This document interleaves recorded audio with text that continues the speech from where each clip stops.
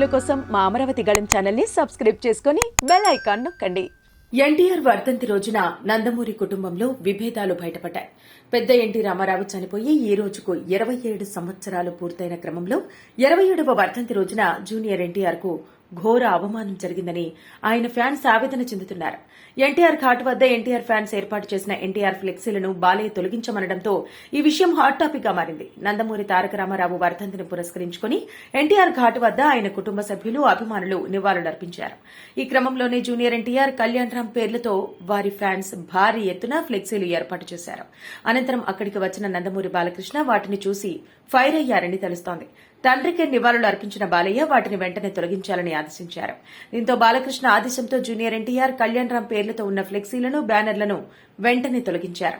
దీంతో అక్కడ ఉద్రిక్త వాతావరణం నెలకొంది. బాలయ్య ఆదేశంతో రెచ్చిపోయిన బాలయ్య ఫ్యాన్స్ ఎన్టీఆర్ ఫ్యాన్స్ మీద విరుచుకుపడ్డారని తెలుస్తోంది. బాలకృష్ణ అలా చెప్పడంతో ఇప్పుడు నెట్టింట ఈ న్యూస్ వైరల్ గా మారింది.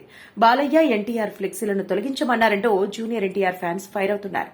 కాగా ఈ వివాదంపై మాజీ మంత్రి కొడాలి నాని సీరియస్ కామెంట్స్ చేయడంతో ఇది కాస్త పొలిటికల్ టర్న్ తీసుకుంది. ఆయన చంద్రబాబు, బాలకృష్ణపై కీలక వ్యాఖ్యలు చేశారు. లోకేష్ కోసం జూనియర్ ఎన్టీఆర్ ను సర్వనాశనం చేసే ప్రయత్నం చేస్తున్నారని, జూనియర్ ఎన్టీఆర్ ఫ్లెక్సీలు తొలగిస్తే తారకేమైనా నష్టం జరిగిందా అని ప్రశ్నించారు.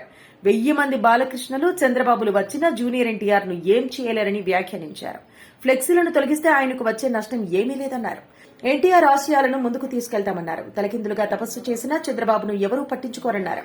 మొత్తానికి ఫ్లెక్సీల వ్యవహారం కాస్త రాజకీయ రంగు పులుముకోవడం సర్వత్రా ఆసక్తిని కలిగిస్తోంది.